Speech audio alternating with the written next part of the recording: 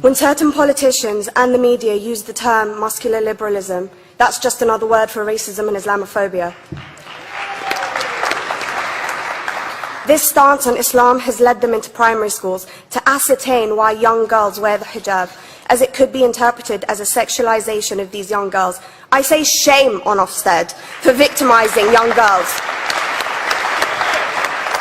for choosing to wear religious articles of clothing. There is no such measure made for other religions or other articles of religious wear.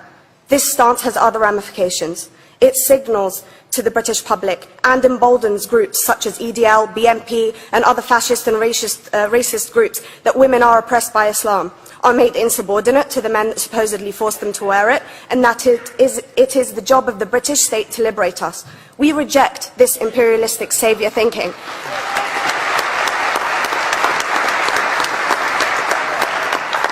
And I am here to state for all people who choose to practice their beliefs openly that we are not oppressed by our faith.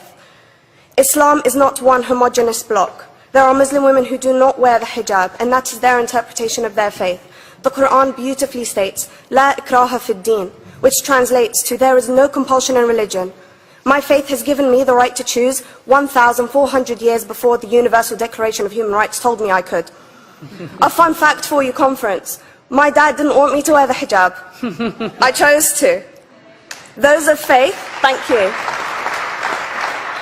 Those of faith should have the right to choose to wear their articles of faith. Sikhs wearing the turban, Jews wearing the kippah, or Christians wearing the crucifix. Practicing my right to freedom of expression through the hijab empowers me and other women like me to know that we are able to make decisions for ourselves. Through the hijab, women like me feel empowered to overcome the social expectations of sexualization that is relevant and has currently resulted in many cases of anxiety and worse. I can speak for myself and others like me. At school, I was able to focus more on the thoughts that were running through my mind than how good I looked to the world. The NUT has supported a woman's right to choose when it comes to pregnancy. I want conference to support my right to wear the hijab.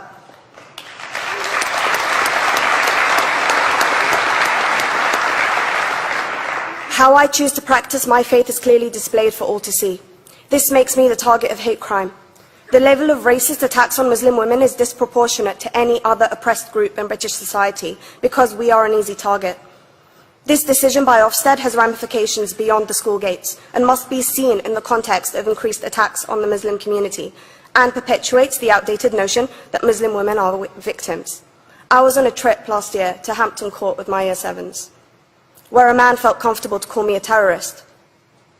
As a Muslim woman, I'm not a victim, so I challenged him. He denied it. I'm sure you've heard of the Punish a Muslim Day. It's been spoken about a few times already this morning. And as a Muslim, I'm actually quite optimistic. They're trying to limit it to one day. That's 364 less than normal.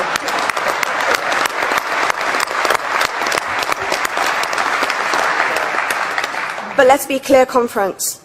Islamophobia and other forms of racism affects non-Muslims too. If we don't challenge this stance as a collective, we may turn into a society like France, where women are forced by the law to choose between their faith and their education, their faith and their right to work in the public sector, their faith and their right to enjoy a day out by the seaside with their families. I want to end by stating that I came to this country as an 8-year-old refugee. We are Palestinians, forced out of our land in 1948. We lived in third world conditions, similar to those in Calais for 60 years. Here, I received the support I needed to study law at university and become a secondary school citizenship and PSHE teacher and a school rep.